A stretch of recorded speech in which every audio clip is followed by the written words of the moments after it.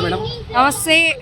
So రోజు రోజుకి big boss season 9 రసవత్తరంగా మారుతూ ఉంది కాబట్టి మరి ఈరోజు ఎవరు బయటకు వస్తారు అనుకుంటున్నారు? ఎవరు బయటకు వచ్చినా సంతోషమే మనకి. ఎందుకంటే బిగ్ బాస్ విన్నర్ అంటే విమానులు ఫస్ట్ థింగ్. దాని తర్వాత మిగతా వాళ్ళు అలా ఆడట్లేదని కాదనమాట, బాగా మంచిగానే ఆడుతున్నారు. చూద్దాం, వాళ్ళంటే ఎవరి దగ్గర అయితే దమ్ము లేకుండా ఉంటుందో వాళ్ళని బయట పంపించేస్తారు. నేను అనుకుంటున్నాను దమ్ము శ్రీజాన్ అలానే పంపించారుగా. దమ్ము శ్రీజాన్ని పాపం ఆమె అన్ఫేర్ ఎలిమినేషన్ కూర్చుంటుంది. ఆడడం అనేది అంటే తీసేయడం అనేది అన్ఫేర్ ఎలిమినేషన్ నాకు తెలిసి. ఎందుకంటే అక్కడ దెర్ ఈస్ నో మోర్ అనమాట. అంటే ఒక ఎడిటింగ్ క్లిప్ లేదు, ఇంకోటి లేదు, ఏం లేదు అనమాట.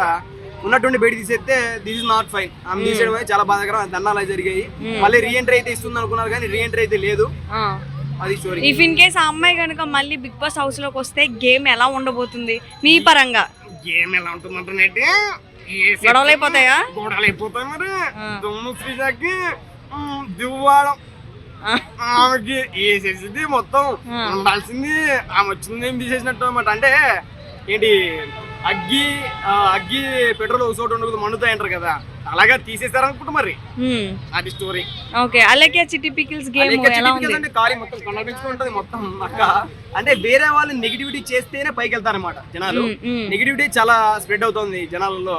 పవన్ కళ్యాణ్ కూడా అట్లానే ఒక నేషనల్ ఛానల్లో ఉంటూ ఐ మీన్ ఎంతో మంది చూస్తూ ఉంటారు. అబ్బాయి క్యారెక్టర్ ని బ్లేమ్ చేసింది కదా. అలా బ్లేమ్ చేయడం అనేది ఎందుకు? వేరే వాళ్ళు బ్లేమ్ చేస్తే మనకేం రాదు అనమాట. వేరే వాళ్ళు నెగిటివిటీ చేస్తే మనకేమవుతుంది చెప్పండి? మనకేం రాదు. దిస్ నాట్ ఫైన్ అనమాట. అంటే ఆమె ఫస్ట్ నుంచి నెగిటివిటీగా వస్తుంది. అంటే వేరే వాళ్ళని అదే పికిల్స్ గురించి మీరు ఉన్నారు యాంకర్, మీరు ఏం చేయలేరు, మీరు యాంకర్గా ఉండిపోతారు, అది 20కి ఇలా బతికేస్తారా? మిమ్మల్ని జడ్జ్ చేయడానికి నేను ఎవరు ఫస్ట్?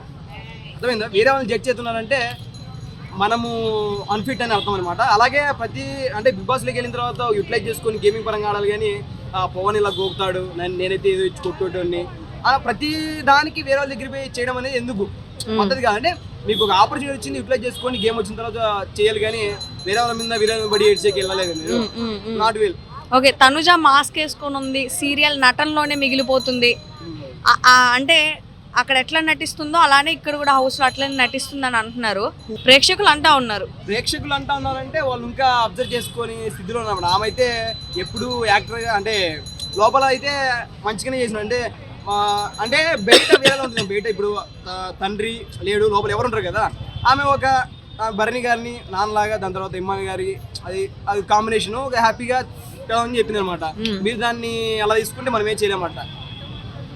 ఓకే, ఓవరాల్ గా హౌస్ లో ఒక ముగ్గురు సెలెక్ట్ చేసుకోండి. ఆ ముగ్గురు ఎలా ఆడుతున్నారు అన్నది చెప్పండి. మీ ఫేవరెట్ కంటెస్టెంట్? ఫస్ట్ ఇమ్మాన్ అన్న. Till end of the day Imman అన్న కప్పు విన్నర్ అవుతాడని నా అభిప్రాయం. దాని తర్వాత సుమన్ శెట్టి గారు చిన్న డైలాగ్ వేసి చిన్నగా ఉంటాడు అనమాట. మెత్తగా మంచి అంటే అసలు ఏం మాట్లాడు. ఏదన్నా టైం వచ్చినప్పుడే ఇంట్రావర్ట్ ఎప్పుడు సైలెంట్గా ఉంటాడు అంటారు కదా, ఆయన ఇంట్రావర్టే. టైం వచ్చినప్పుడు దాన్ని ఇట్లా చేసుకుని అంటే మాట్లాడే విధానం కానీ గేమింగ్ పరంగా కానీ ఆయన ముందుకెళ్తున్నాడు. చాలామంది అమాయకానికి దాన్ని యాక్టింగ్ అనుకోలేదు ఎవరు. ఆ అమాయకానికే చాలామంది పడిపోయారు అన్నమాట. ఆయనకి ఎంతోమంది సపోర్ట్ చేస్తూ ఉన్నారు. అలాగే ఇంక తీసుకుంటే తనుజ కూడా మంచి పర్ఫార్మెన్స్ అయితే ఇస్తూ ఉంది. Will see what's going on. We don't know. Okay, Tanuja ఇంకా ఇమాన్యుయల్, సుమన్, వీళ్ళ ముగ్గురు ఫేవరెట్ 3 మీకు. ఓకే, షేర్ చేయండి, లైక్ చేయండి, సబ్స్క్రైబ్ చేయండి. మరిన్ని వీడియోల కోసం బెల్ సింబల్ పై క్లిక్ చేయండి.